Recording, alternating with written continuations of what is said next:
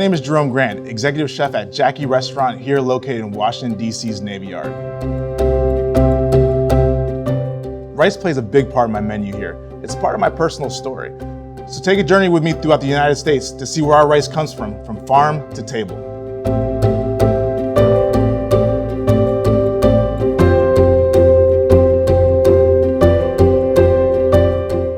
We're just steps away from the mighty Mississippi River in Alexander County, Illinois, where farmer Blake Gerard and his family have been growing rice for 4 generations. My grandfather moved to this area in the 40s and started farming in these river bottoms.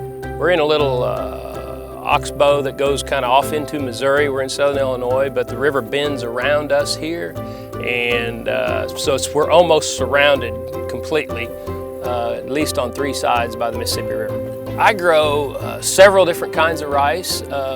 It's all long grain rice, and which is primarily what's grown all throughout the Mid-South. Here we've got such an abundant water supply, it was hard to raise other crops.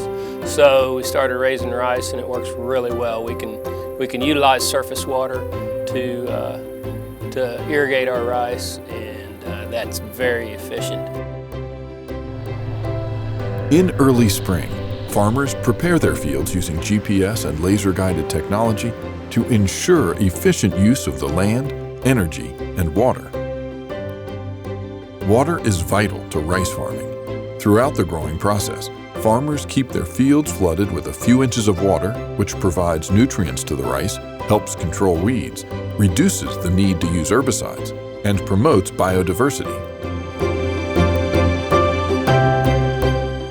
In Northern California, they have a Mediterranean climate that is perfect for growing temperate Japonica rice.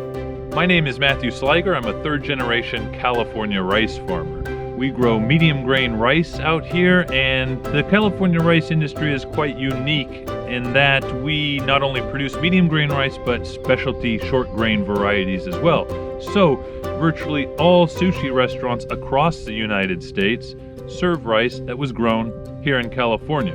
So if you make sushi or you just enjoy eating sushi, chances are that rice came from California.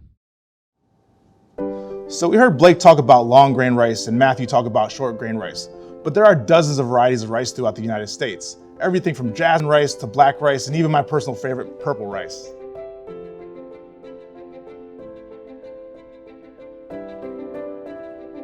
During the summer, it's dry and hot, so the heat really gives the plants a boost as it's growing throughout the summer.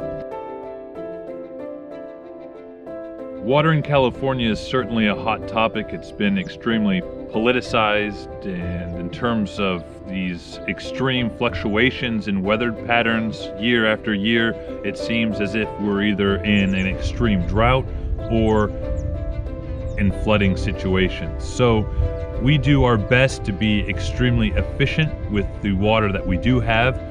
Water conservation is super important to me. It takes about 3 gallons of water per guest that comes into our restaurant. It is extremely important to our farmers also, helping to reduce the usage of water as well as save on cost. Back on Blake's farm in Illinois, it's time to begin harvesting the year's bounty. Blake has an arsenal of cutting-edge technology at his disposal to help him know precisely when to harvest his rice. But sometimes, knowing when to harvest comes down to good old-fashioned experience and gut instinct. After years of doing it, you can look at the plant and you know when you're close. The combine will harvest the rice, cut the plant, separate, thresh, separate the grain from the straw, discharge the straw out the back or the chaff, save the grain in the grain tank. We then offload that onto a wagon, which then carries it over to a truck, puts it in the truck. The truck driver then takes it to our grain facility, or our grain bins is what I call them. And there are silos there that hold the rice. It's a highly synchronized process predicated on precision, timing, trust, and communication.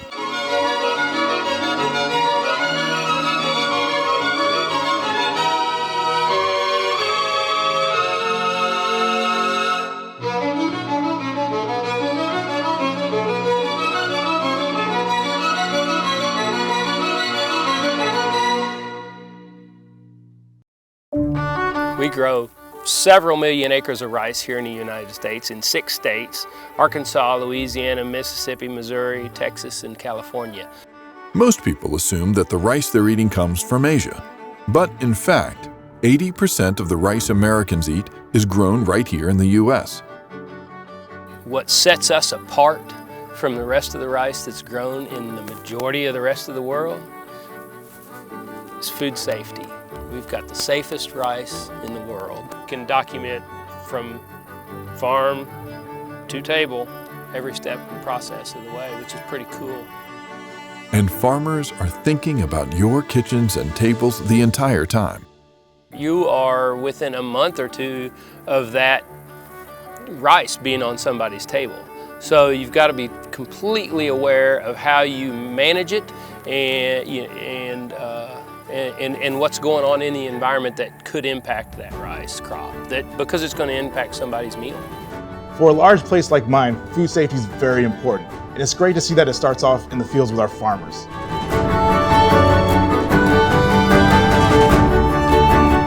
Rice farms also serve as wetland habitat for more than 220 species of wildlife. There's habitat for so many different creatures throughout the whole year, and it's really cool. So whether it's be through the growing season where you see crawfish and snakes and frogs and all kinds of critters, and then after the growing season, like after we harvest, we'll reflood these farms, and immediately here this fall you'll start to see all kinds of shorebirds moving through, utilizing the habitat, and then that'll change over to migrating waterfowl. U.S. rice farmers are proud of the important role they play, providing critical wildlife habitat and safely and sustainably growing rice for us all.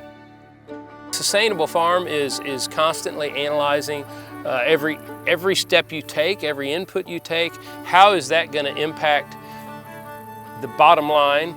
How is that going to impact the environment? How is that going to impact my soil? How's it going to impact my daughter and my son? That means we need to care for our environment. We need to care for the water. We need to conserve our resources so that we can continue using them into the future. This environment is my work environment, so the last thing I want to do is deplete it.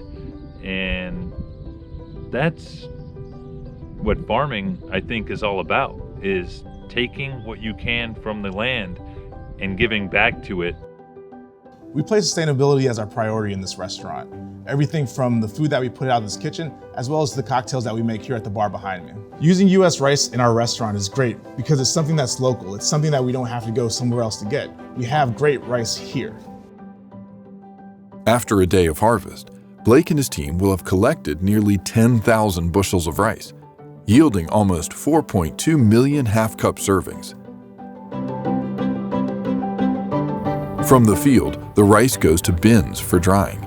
Big fans move air over the rice to achieve the perfect moisture content for milling.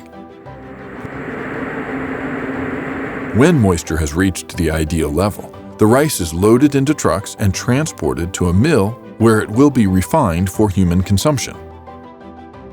At the mill, the rice is cleaned. Sheller machines remove the inedible hull, which is used in animal feed, pet bedding, and for energy generation. At this point, the rice is brown rice. It can be milled more, removing the bran layer to give us white rice. Along the way, every grain is analyzed, and inferior grains are removed for alternative uses. White rice is enriched with vitamins and nutrients that were lost when the bran layer was removed. Once that process is complete, the rice is packaged and shipped. Back in Jerome's kitchen, he's doing what he does best, taking a great American grain and turning it into mouth-watering dishes that have guests clamoring for more. The world of food has changed in the past decade or so. People generally care about where their food comes from and how it's manufactured. With over 3 million acres throughout the South, Midwest, and West Coast, you're a lot closer to a rice farm than you think. Thank you for joining me.